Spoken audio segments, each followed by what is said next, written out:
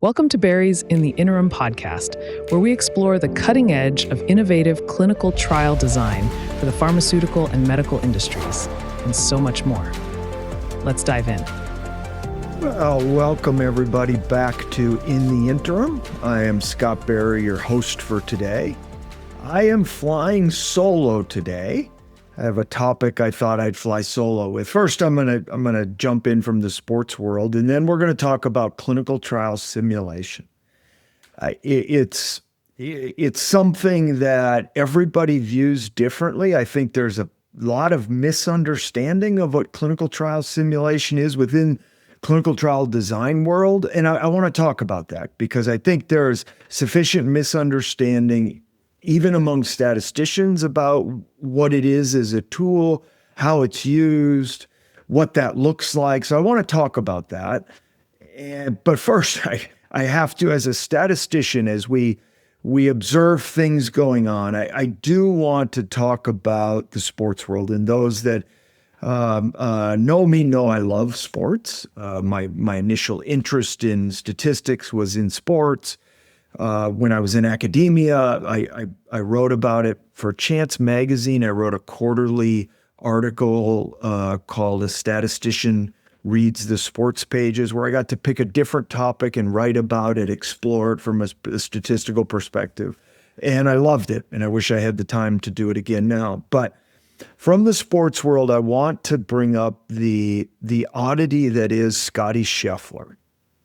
So I enjoy golf, I play golf, and I follow golf, and I want you to appreciate how stunningly good he is as an outlier, a statistical oddity within it. And I am particularly interested in those elite athletes that separate themselves from the curve, the Babe Ruths, the Wayne Gretzkys, the Tiger Woods, Jack Nicklaus, these athletes, and there are not a lot of them by definition, but that really separate themselves. And what's so stunning to me is how good he is within a game that it's darn near impossible to be as good as he is. So I want you to think about the Tour Championship is coming up this weekend.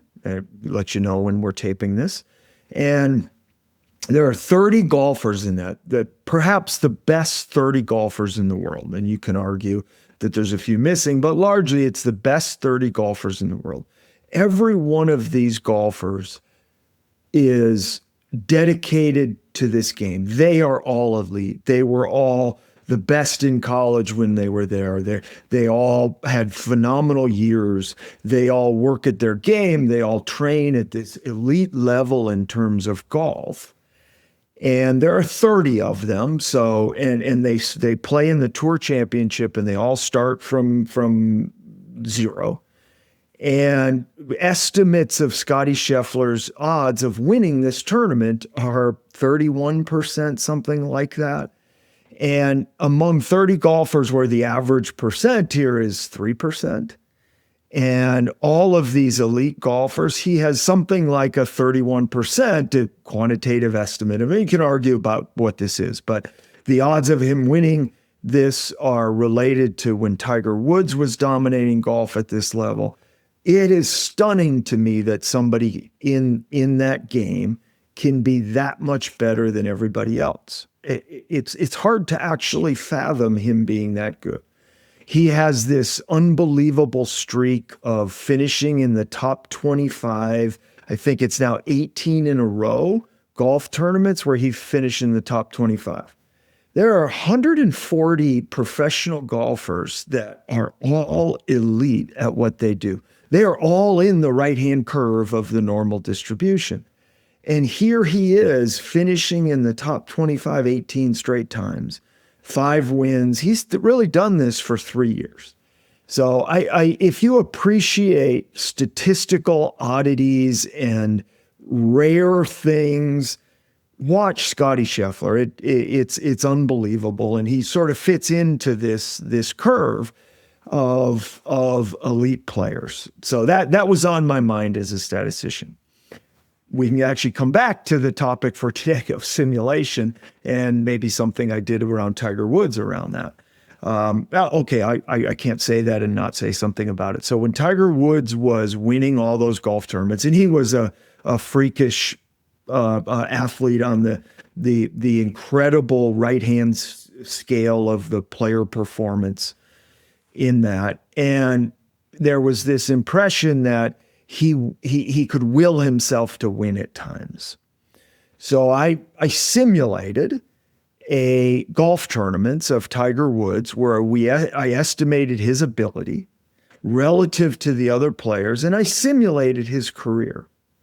And he won almost exactly the number of golf tournaments that Robo-Tiger, simulated Tiger, won, only using the estimates of all of the PGA Tour golfers. You can fit really nice normal distribution models to PGA Tour golfers for their 18-hole scores or their tournament scores. It's slightly right skewed, but largely it fits very well for a PGA Tour golfer. And when I re-simulated his career, he won almost exactly the same number of tournaments simulated on average that the simulation showed he should win. So what does that mean? Largely it means he was just better than everybody. He didn't will himself to win golf tournaments. He was just better than everybody else. Now we had amazing shots in the progress and all of this. And when you're better than everybody, it sort of feels like that. But I'm not sure there was any intangible to it, and he didn't win any more than what just his raw ability said he should win. And it would be interesting to do that with Scottie Scheffler as well. So simulation, that's an interesting aspect of simulation. And a lot of people see simulation in that route. The NFL season's about to start here, and we could simulate what's the chance that different teams win the Super Bowl. And this is done. You can go on ESPN and read about this. You can read about Hurricane Aaron and the prediction of where Hurricane Aaron is going to go. It's right now, it's off the East Coast, and the prediction is going to go out to the Atlantic Ocean. But how close does it get? What kind of havoc? And this is all simulation. And you can read the European model. You can read other models of it. So the general public sees simulation as prediction.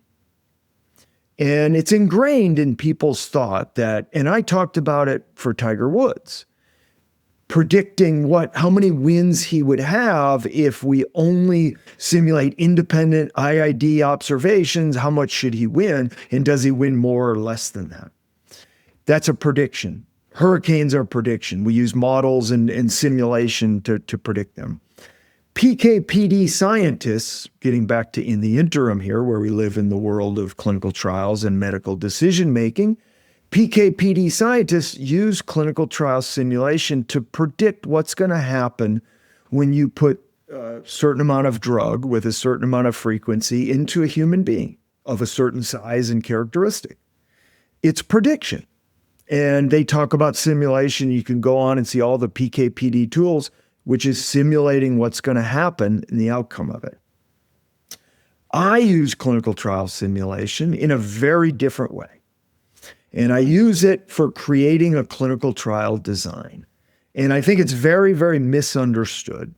So when I talk about it, I'm going to talk about how do I use it. So how do I use clinical trial simulation?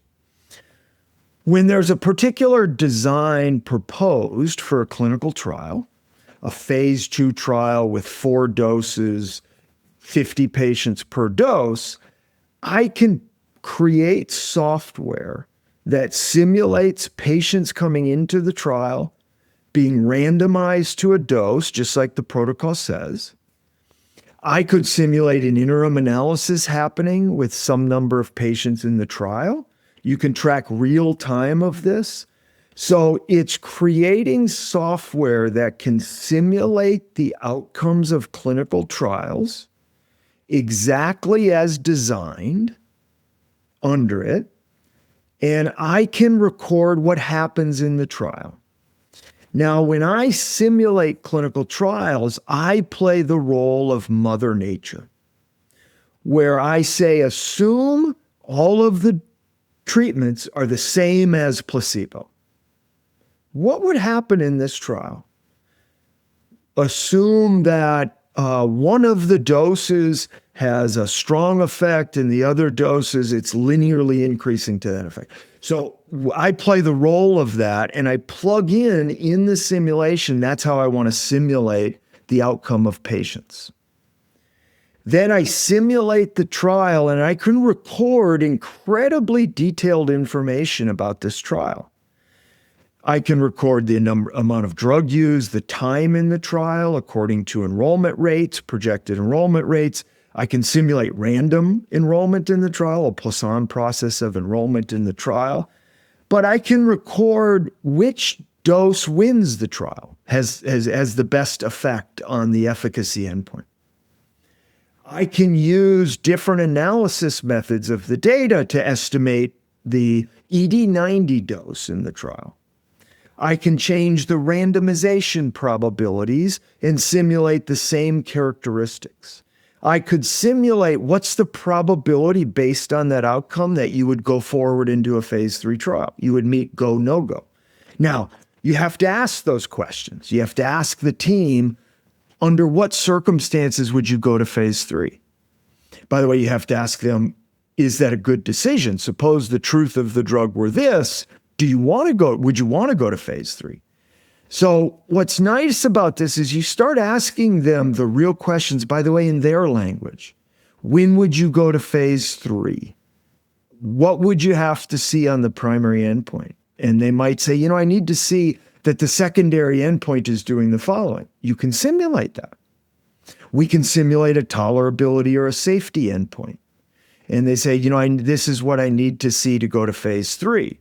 And then the predictive probability of phase 3 based on the efficacy estimate needs to be above some number for a 400 patient phase 3 trial. We get all kinds of different answers, and that's okay. There's no right answer to that. But we can record incredibly detailed information about the outcome of that simulated trial. And then we can repeat that simulation for many, many trials. Now, if you're a statistician, this seems, why is Scott talking this way? This is so straightforward. I understand this. This is how statisticians think. We think about the sample space and the parameters, and we understand this trial is a random of occurrence from a set of random possible outcomes of trials. And simulation seems so natural to us. Remember, almost everybody you're talking to thinks it's prediction, and they're thinking it's something else. And a lot of people say that as we start to work on the design, what's the chance we win this trial? And that's not directly what we're addressing. By the way, I'll come back to this because you can use simulation tools to answer that question. But what we're doing is we're simulating the trial, we're recording outcomes of the trials based on different truths of the arms in the trials, the characteristics in the trial. Enrollment rate in the trial could matter to that if you're doing an adaptive design. But what's very misunderstood, I think, among statisticians that don't live this world is we don't pick a design and then simulate it and say, we're done. Go off and simulate this and, fill in the protocol, the number. That's not how we utilize this as a tool. We're able to simulate the trial under different designs, different randomization ratios, different number of arms, and we have a very rich set of outcomes. We use it to compare different designs. Okay, suppose this is the truth and I run design A or design B. I now have this ability to compare on very rich outcomes what happens in the trial. Sometimes it's what is the probability you meet statistical significance at the end of the trial. In a phase 2 trial, that's actually rarely something you're that interested in. What's the probability I'm going to run phase 3? What dose would I have selected based on that? How often do I pick the right dose in the trial? in that scenario, incredibly rich set of scenarios. I might be doing a basket trial in oncology of 5 different oncology types. And the question is, which one do I run in phase 3? Do I go into type 3, head and neck cancer, or do I go into GI cancer? Can I take two or three of them? Can I take all 5? And we can record, if you run this design, here's the chance that you go forward in the following tumor types, and we know what the right answer is. We can show them based on this truth what would you want to do if Mother Nature told you exactly the truth. We can then simulate different trial designs. We're using this as a tool to compare designs, and I'm going to call that in-silico design. In this scenario, it's the ability to stress test the design and simulate many different designs for comparing them. So I've seen a number of papers where people write about clinical trial simulation, and I think they get it all wrong, actually. They want to create a simulation plan before you start. And it makes no sense. Because what always happens when you start to compare these different designs and you show, here's what you do with the different starting designs, you compare them, is immediately somebody says, oh, I don't like this and I don't like that. And you introduce a new design that you didn't start with. And that's really, really good. Because you start to, the clinicians, the team, the regulatory people, the design team you're working with start to see the outcomes of the trial, and they think, oh, I know I want the design to do that. I would never want it to do that under that scenario. And that's productive. That's part of in silico design. You can't pre-plan that. You don't even want to pre-plan that. This ability to iterate the design and go through it is critically important to getting to a better design. And that's the goal of the clinical trial simulation process, is getting the best design possible. And so if somebody says, oh, we need to write up a clinical trial simulation plan, here's the 7 designs we're going to compare, here's the seed we're going to use, and here's the scenarios, it's not productive, because invariably when you look at the results of those, immediately you say, oh, I want this component of that design. What happens if I change randomization? Would RAR benefit this? Would this benefit it? What if we change when we do them? You want that. And that's what clinical trial simulation as a design tool is really about. It's the process of getting to the final design. It's not a design dictated by somebody that says, I want to do this design with interims at this time, and I want to do this. Sure, you can calculate that, but that's not a design process. You're not vetting the design, you're just calculating. Now, to back up, clinical trial simulation is numerical integration. It's nothing other than numerical integration. It's Markov. It's Monte Carlo integration, which is numerical integration. Given the design, given these assumptions, what happens? The beauty of it, the what happens can be really rich set of things that normally when you're making a power calculation, you can't actually characterize.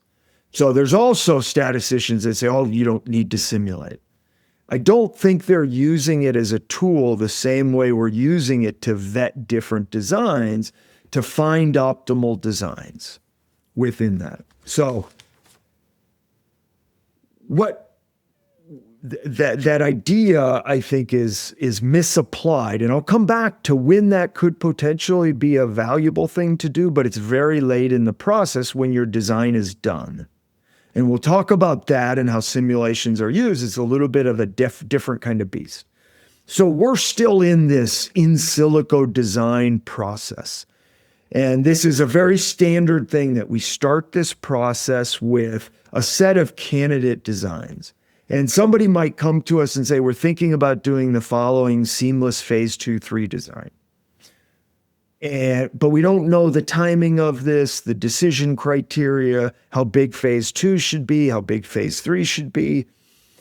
But here's a possible design, and here's 2 other possible designs. So we have 3 skeleton designs. So given that, we then simulate those skeleton designs. And this is the first thing you want to do in this case, and this is my warning to you. I've been simulating clinical trials for 25 years. It's largely what we do at Berry. That if you jump straight into operating characteristics, you're going to lose a huge number of people. They're not going to understand what they are. They absolutely won't understand what they are, and that's your fault. You need to bring them along to make sure they understand what you're doing. And it's really simple. Clinical trial simulation is really simple. But if you skip straight to operating characteristics, you're going to lose them. So what's the right first step? You have to show them example trials. All of the people you're working with understand trial results. They understand example trials. So show them the data at the interim. Show them raw data. Show them spaghetti plots of patients. Show them Kaplan-Meier plots. That's a snapshot of data, almost what a DSMB might see. And then show them, okay, here are the data. Here's the analysis we've talked about running of that data. Proportional odds model, a logistic regression, a Cox model. Here's the result of that at the interim. Here's what it says about the relative efficacy. Here's what happens when we fit a dose response model to it. Here's the estimate that you get. Here's the raw data. And then here's the decision. In your seamless 2-3 trial, here's the dose you would pick according to the skeleton design. And it shows them the data and all of that. And then you show them the completion of the trial. You show them the final analysis. And you say, you know what, this trial, we're going to record this as not meeting statistical significance at the end of the trial. We'll call that a loss at the end. Here was the dose that it picked. Here was the effect size at the end that didn't win. And everybody will understand that single trial result. By the way, another hint of that, don't tell them the truth that simulated that trial. Because as soon as you tell them the truth, they're going to want the trial to do the right answer to it. You simulated a case where dose 3 was the best dose. Well, we just want to pick dose 3. Well, in the real trial, you're not going to know that. So you want to show them this as though they don't know it. They're sitting on a data safety monitoring board. This is what the algorithm learns. And if they say, well, what was the truth here? So, well, I'm not going to tell you that. I want you to see it for what the design is. But then when that design's over and you say, this trial results in statistical significance, here's the effect size. By the way, show them a positive trial first. If you show them a negative trial, they sort of get a bad vibe to that. Show them a positive trial. Maybe show them an inconclusive trial, or a hard trial. Show them clearly a failed trial, and this is what happens. Then you say, okay, now that first trial, here was the scenario that I simulated from after you've shown them a couple. And now I'm going to repeat that trial 1,000 times. Here's the number of trials that met statistical significance at the end. Here's the proportion that picked dose 3, like that example trial did. 20% chance you pick dose 4, 10% chance, and they'll get it. And you've walked them through it and they'll understand the simulation. It's really easy. Clinical trial simulation is easy if you present it right and you walk them through it. Now, as you start to iterate the design, you might be able to skip those because they're hooked and they get it and they know how to interpret the operating characteristics, which as statisticians, we find very straightforward, but we think differently than everybody else. And you have to know that people don't think that way. So you have to sort of guide them through it. When we do clinical trial simulations, we spend more time on the graphs and the presentation of them than probably creating the simulations themselves. It's that important to get people to understand it. Again, for the goal of getting the best design at the end, that they know what they're signing up for. I have simulated trials where it's a fixed trial and there's a target product profile. So there's a delta that if that drug is that good, we want the trial to win. And in 80% powered trials, 400 patients. And they're okay with that. And I'll simulate that trial from the target product profile, from their TPP, that delta, that's a great drug, going to be highly effective and benefit a lot of patients. And I simulate 20% of the trials fail. And they've said, wait a minute. If that drug's that good, 20% of the trials will fail? And I say that if you're a statistician and all that, you say, well, it's 80% powered for that. But sometimes they don't really understand what that means at the level that a simulation shows them what that means. And it's not our job to laugh and say, you don't understand it. It's our fault. That's our science, to make sure they know what they're signing up for and make sure they understand when you're running an 80% powered trial for that really good effect, 20% of trials are going to fail. Immediately they say, wait a minute, maybe we should look at a bigger sample size. Maybe I should be 95% powered. But then the sample size is so big, well, let's do adaptive sample size. It leads to them creating a better design that simulation will get them there, where if they just say to you, give me an 80% powered sample size, you haven't helped them with that by saying it's 400. I'm not sure that they always understand what they're signing up for. You can also then guide them through futility. You can walk them through futility. If we do a futility analysis at 200, show me the data that we're going to stop for within that. We can do this. Should we borrow historical data? What does the data look like? What do the effect size look like that win? A basket trial with multiple baskets. In enrichment design, suppose we're going to drop subsets. These are all complicated things that clinical trial simulation can make relatively easy. So this is the in-silico process. So we show them the results of their first 3 skeleton designs. And rarely do they say, oh, design 3 is it. We're done. They rethink about the design, the effect. I don't want to do that. This assumption makes sense. Can you change this? And there's 3 new designs, and they're all closer to sort of where they want to be. And there's another iteration of new simulations. They want to add some scenarios. You know, we think this is more likely. You generally have scenarios that are statistically interesting. Within that, you want to show a range of effects from 0, maybe even harm, to big effects, bigger than the TPP. Within that, to show them a range, then show them interesting statistical scenarios, and then they'll have scenarios that they think are likely to be true under that, and they can simulate that. It leads to an iteration. That leads to a new iteration, a new step of simulations, where they're getting closer and closer, and they're further and further understanding their design. This is the process, and it can't be scripted. You can't write this isn't like a SAP that you have to write ahead everything you're going to do. This is, you don't want this to be scripted. You want to be able to go to new designs. You want to explore things you didn't think of that the simulations brought out interesting from everybody on the team within that. And I think every time I read a paper that says you should write down a simulation plan before you start the design process, I've never done that. I don't think it's a good thing. And I don't think it leads to better designs. Again, let's get to a better design within that. Okay. Now, in terms of this iteration, we eventually get to a final design. And there we have a design. We can write it. If you simulated it, you can write it down. You can write down the design, whether it's the analysis method, the interim plan, what success is, all of the characteristics of the design you can write down. Now, that's the point where maybe some simulation plan makes some sense. Again, I think it's a little odd at that point.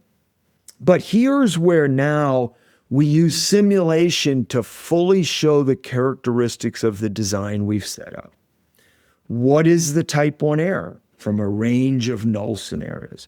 What is the power from a range of scenarios across doses, across subgroups, whatever it is? We are doing final simulations with big simulation number of trials, and we are putting that in a report. And we then give it to regulators. We put it as an appendix to the SAP, an adaptive design report or a simulation report that becomes that. Now, that's the part that gets a little bit hard. Many times, that only shows the simulations for the final design. It can be confusing if you, in that report, show simulations for a design you're not running. It really can be confusing, and that's not the role of the simulations at that point. They're about operating characteristics at that point. And if you're going to regulars, you can simulate the bias of the estimate from our analysis method at the end of the trial, for example, and all of these things to evaluate the design that's being submitted. Yes, you might be asked, okay, you're doing response adaptive randomization. Can you demonstrate to us that that's a good thing to be doing? So you might have to have a section that shows what if a different design were being run without that, or whatever thing about the trial is maybe innovative or different, and it might not be within that case.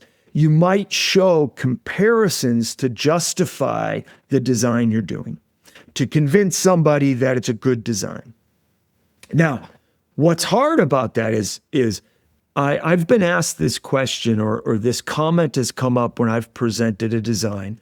The design has gone through this process. We come up with a final design, and I might give a 20-minute talk on what the design is, and I might show simulations of that. And people have said, oh, you're just being complex to be complex. First time somebody said that, I was upset. I took that as criticism and all that. But I get what's really hard is they haven't been through that process of the design process where everything you've done in the design, you've done for a reason. And you've compared it to other designs. You can't, in a 20-minute talk, get up and present the 47 designs you're not running and why that. You might be really interested in what's the value of RAR, what's the value of borrowing. And so you might need to present to the audience to that.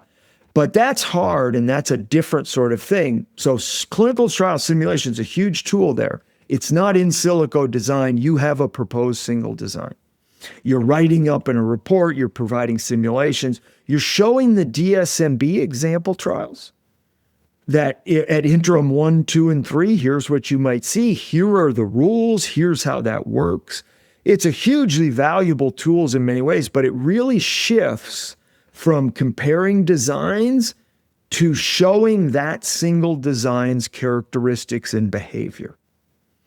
And I think a number of people write articles about clinical trial simulation, and they're all focused on that end game where you know the design.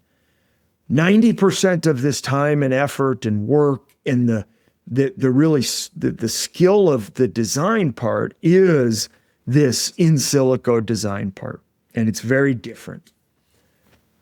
And I think misunderstood by people who don't live this space of simulating for optimizing a design. Now, a couple side aspects of this. So one design, I've talked about this publicly multiple times, and it's kind of an interesting time because the trial is going to read out in several months. I'm sure we will do in the interim on it, but the ICECAP trial was a trial. It was a trial for looking at hypothermia for the treatment of cardiac arrest. Individual suffers cardiac arrest.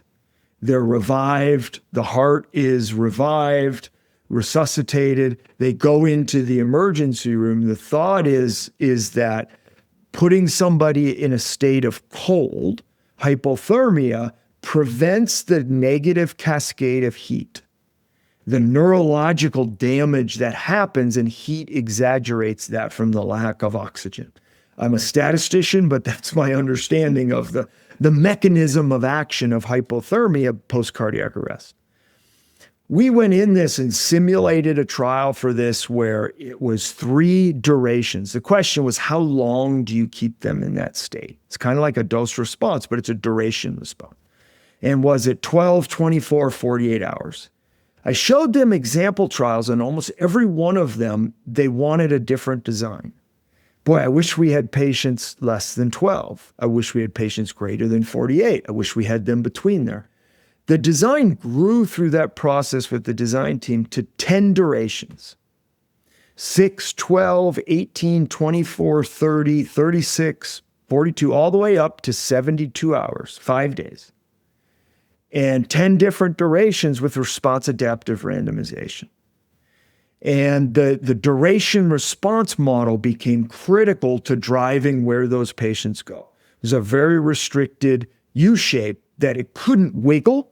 There's no way in which it's a non-monotonic relationship within that. They wanted the design to do that. That all came through by understanding it through simulation. That trial is about to read out.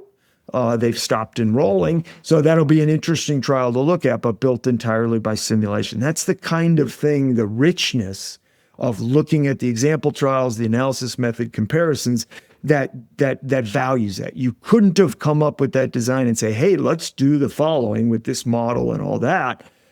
It doesn't work that way. Now, one of the issues is if you want to go through this process, it can be slow to custom code this. If you need to write code to do all the design variants, all these things to process the data and all of that, and the design team has timelines and you can't say, okay, give me 6 weeks and I'll come back with that. This moves at a periodic process, a week or 2 weeks to make progress. You don't need the final answer, but we need to make progress, which is why we created FACS. And FACS is Fixed and Adaptive Clinical Trial Simulator, and it allows you to do a wide range of design ideas, analysis ideas, types of data, and simulations within a user interface. And you can, within an hour, have clinical trial simulation results. You can vary the design. You can do that. And this was set up to do that. Now, the product is kind of interesting because there are other simulation products out there, but they're almost all driven that you go into the product, you say, oh, I want this design, simulate that design. But it doesn't allow you to vary it in ways. It doesn't allow you to change it in this way. FACS doesn't have any kind of named designs. I want Dragolin design number 7. It doesn't do that. Within it, you create it. You create all of the parts to it to allow you to do this in-silico process. So it's kind of a very different design, and it's grown out of 25 years of doing that in-silico process. So when people jump into the product, it can look funny at first. And if you don't do that in-silico process, you might not find FACS valuable at all within the setting. If you want to do this process and compare designs and contrast them and look at alternatives and vet them, it's a way to do it very, very fast. Custom coding is great. We as statisticians love to custom code, but this is a way to do that, and we have a number of people to use that. So as people ask about that, it's understanding it's a tool for getting to the right design is really its role. Now, it could also be used by regulators. If somebody submits a design, they could go in and simulate that and verify operating characteristics and all of that within it. One of the really cool things in simulations I've found is counterfactual simulation. What do I mean by that?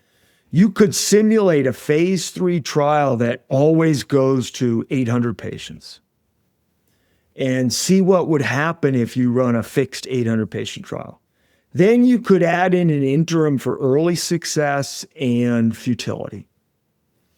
You can go in at 400 patients and say, we would stop for futility here, or we would stop for success. And you can say, what would have happened if you didn't stop? We stopped for futility and it would have failed in the end. That's a good thing because we saved 400 patients to the same conclusion. Or we stopped for futility, but if you'd let that trial go, it would have won.